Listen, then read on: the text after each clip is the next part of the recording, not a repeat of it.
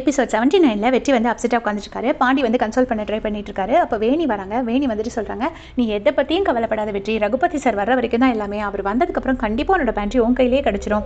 கொஞ்ச நாள் தான் நீ கஷ்டப்பட்டு பொறுத்துக்கோ அப்படின்னு சொல்லி அட்வைஸ் பண்ணுறாங்க.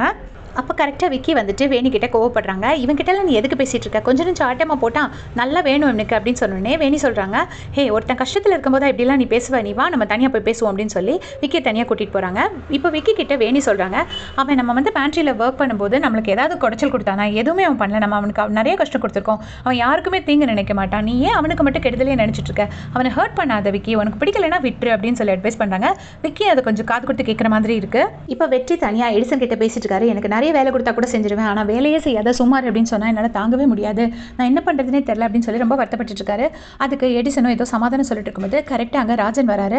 ராஜன் வந்து, நான் நெடுமாறன் சார் கிட்ட பேசிட்டேன், ஏன் உங்கள் கிட்ட வாங்கினாங்கன்னா சாப்பாட்டில் பூச்சி விழுந்திருக்கு, அப்புறம் நிறைய முடி கிடந்திருக்கு, அதனால தான் இப்போதைக்கு என்னால் எந்த டிசிஷனும் எடுக்க முடியாது, ஸோ ரகுபதி சார் வரது வரைக்கும் நீங்கள் கொஞ்சம் வெயிட் பண்ணுங்க அப்படின்னு சொல்கிறாங்க.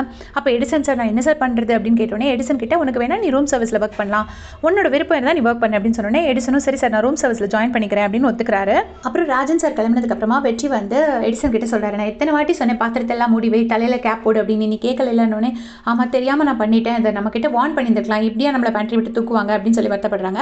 அப்புறம் ரெண்டு பேரும் அங்கேருந்து கிளம்பிடுறாங்க. இப்போ வெற்றி கிச்சனுக்கு வராங்க. கிச்சனுக்கு வந்தோடனே ஜான் வந்து ரொம்ப கோவமாக பேசுகிறாரு. ஆர்டர் எடுத்தமாக போனமான்னு இருக்கணும், இங்கே என்ன உனக்கு ஒத்து பார்த்துட்டு இருக்கிற வேலை அப்படின்னு சொல்லி கோவமாக பேசணுன்னே வெற்றி சொல்கிறாரு, இல்லை எனக்கு நெடுமாறன் சார் பார்க்கணும் அப்படின்னோடனே ஜான் சொல்கிறாரு, நெடுமாறன் சார் பார்க்கணுமா, அவ்வளோ தைரியம் வந்துருச்சு அவனுக்கு, அவருக்கு இது தெரிஞ்ச என்ன ஆகும்னு தெரியுமா அப்படின்னோடனே, இல்லை என்ன ஆனாலும் இன்னைக்கு அவரை நான் பார்த்தா தான் போவேன் அப்படிங்கிறாங்க. அப்புறம் நெடுமாறன் சார் வராரு. வந்த உடனே வந்து வெற்றி வந்து அவர்கிட்ட போய் ரொம்ப சென்டிமெண்டல் டைலாக்லாம் சொல்கிறாரு. நெடுமாறன் அதை காது கொடுத்து கேட்கல. நான் உண்டு வேலை உண்டுன்னு இருப்பேன், நான் யாரும் கீழே இருந்து மேலே வரணும்னு தான் நினைப்பேன், மேலேருந்து கீழே போகணும்னு நினைக்க மாட்டேன் சார், ஒருத்தர் ரூம் சர்வீஸாக இருந்தால் கடைசி வரைக்கும் அவன் ரூம் சர்வீஸில் தான் இருக்கணுமா, அவன் பேண்ட்ரி கிச்சன் டெவலப் ஆகக்கூடாதா அப்படி இப்படின்னு சொல்லிட்டு ரொம்ப வந்து சென்டிமெண்டலாக பேசுகிறாரு. உடனே நெடுமாறன் வந்து, நீ சொல்கிற இந்த டைலாக்லாம் நான் கேட்டுட்டு இருப்பேன்னு நினச்சேன்னா நீ வந்து நெடுமாறன் இன்னும் சரியாக புரிஞ்சுக்கலன்னு அர்த்தம், நான் உன்னை டார்கெட் பண்ணுறேன்னு நினைக்காத, நான் உன்னை டார்கெட் பண்ணேன்னா நீ தாங்கவே மாட்டேன், உங்ககிட்ட பேசுகிற அந்த 5 நிமிஷமே எனக்கு குப்பை மாதிரி தான், முதல்ல உன் தகுதிக்கு மீறி ஆசைப்படுறதை நிறுத்து, ஒழுங்காக ரூம் சர்வீஸில் இருக்கிறேன்னா இரு, இல்லைன்னா போயிட்டே இரு அப்படின்னு சொல்லி ரொம்ப மட்டமாக பேசி அனுப்பிச்சி வச்சிடுறாரு. இப்போ ரகுபதி சார் கண்ணு முழிச்சிட்டாரு. நர்ஸ் பார்த்துட்டு அட்டெண்டர்ஸை கூப்பிடுறாங்க. ரியாவும் ராஜனும் ஓடி வராங்க.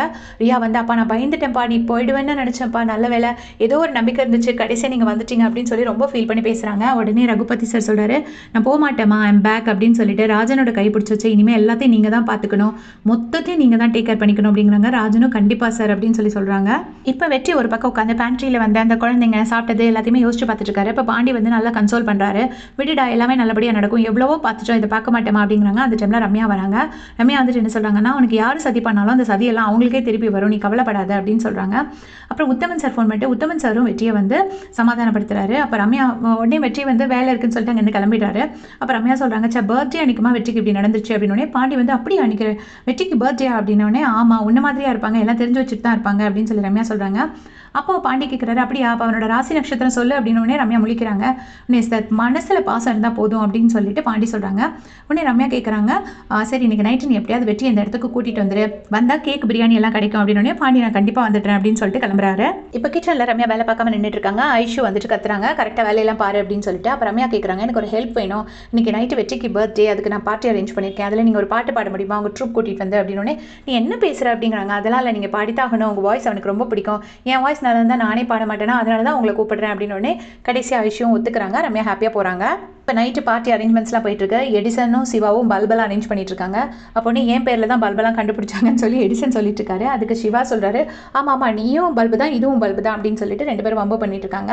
ஐஷு வந்து பாடிட்டு இருக்காங்க. அப்போ ஐஷுவோட மியூசிக் ட்ரூப்பில் ஒருத்தவங்க சொல்கிறாங்க, நீ வந்து பாடாமல் இப்போல்லாம் உன்னோட ஃபேன்ஸ் எல்லாம் ரொம்ப கேட்குறாங்க, எங்கே போனாலும் உன் பேரையே சொல்லி சொல்லி கேட்குறாங்க அப்படின்னோடனே, நீ என்ன என் மனசை மாற்ற ட்ரை பண்ணாலும் நான் இனிமேல் மியூசிக் வர மாட்டேன் அப்படின்னு சொல்லி ஐஷு பிடிவாதமாக சொல்லிடுறாங்க.